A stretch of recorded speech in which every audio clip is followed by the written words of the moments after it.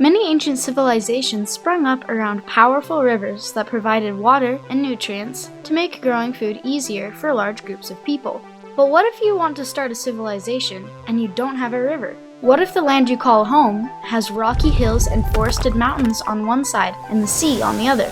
Not much room to have a farm. This was a reality for a large group of ancient people we call the Phoenicians. They lived in the Mediterranean coast in modern-day Lebanon, Syria, and Israel.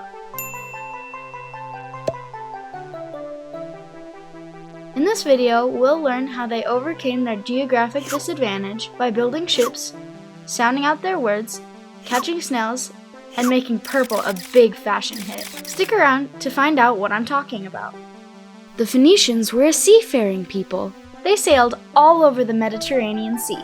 They fished and traded goods from one port to another. They built their ships from wood from the forests in the mountains near their homes. These forests are famous for their cedar trees. Cedar is great for shipbuilding because it's lightweight, doesn't rot easily, and doesn't warp or bend when it gets wet like other types of wood. The ships had a single sail and a wide bottom so they could hold lots of cargo. Phoenicians were masters of the sea compared to their neighbors. Trade was extremely important for them.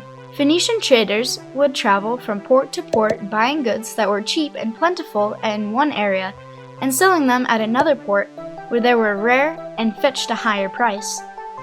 This included food, textiles, minerals, and even luxury items like ivory, glass, or jewelry.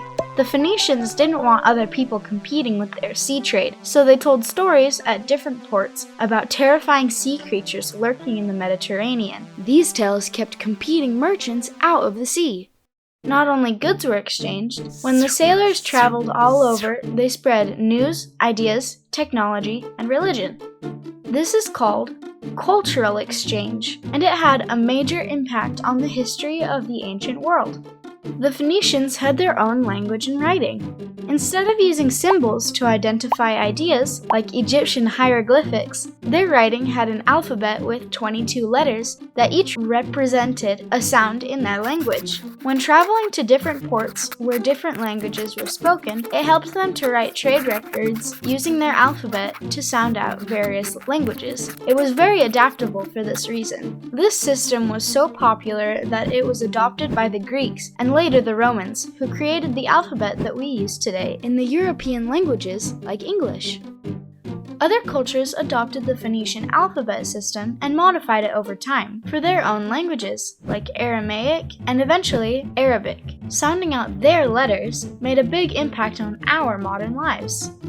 The Phoenicians didn't just trade goods made in other lands, they were expert craftsmen in their own right as well. They used the cedar trees to make luxurious furniture that was popular throughout the world. Phoenician cedar was even used in royal Egyptian buildings, monumental structures in Mesopotamia, and even famous buildings like Solomon's Temple in Israel and the Temple of Artemis in Ephesus, one of the 7 wonders of the ancient world.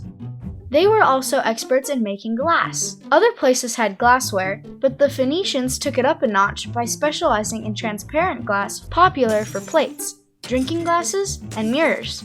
They used straws to blow bubbles in glass and mold it into unique shapes before it cooled and hardened.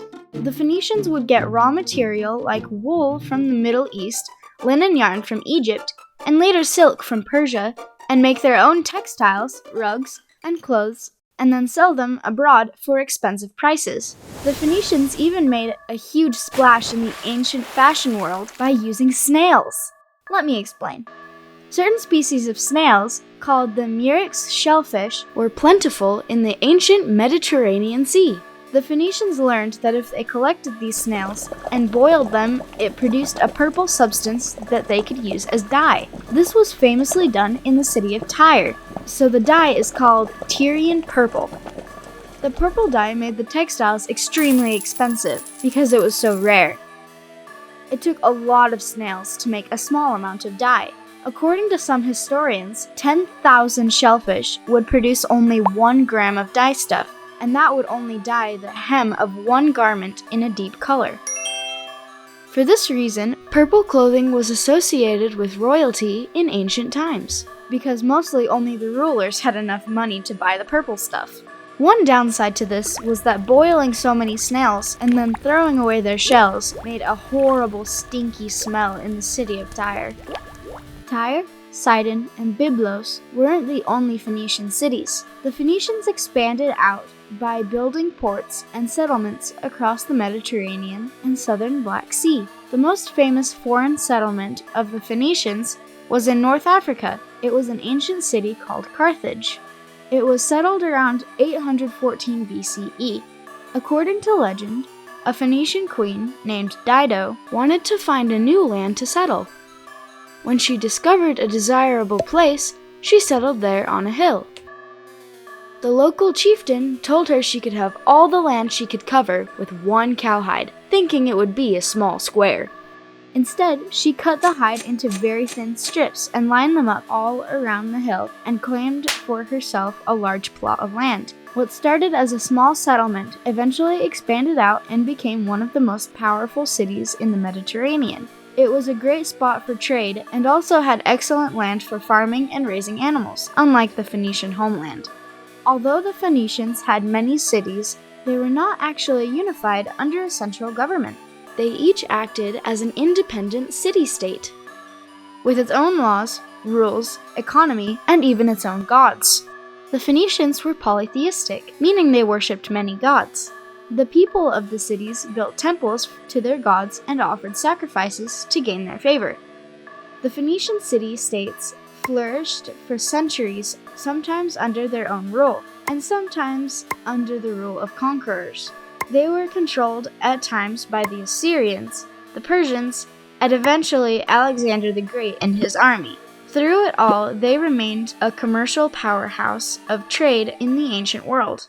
So even though they started out with less than ideal circumstances, the Phoenicians worked hard and made the best of the resources they had to make an enormous impact on history. There are so many great life lessons we can learn when we study history, right?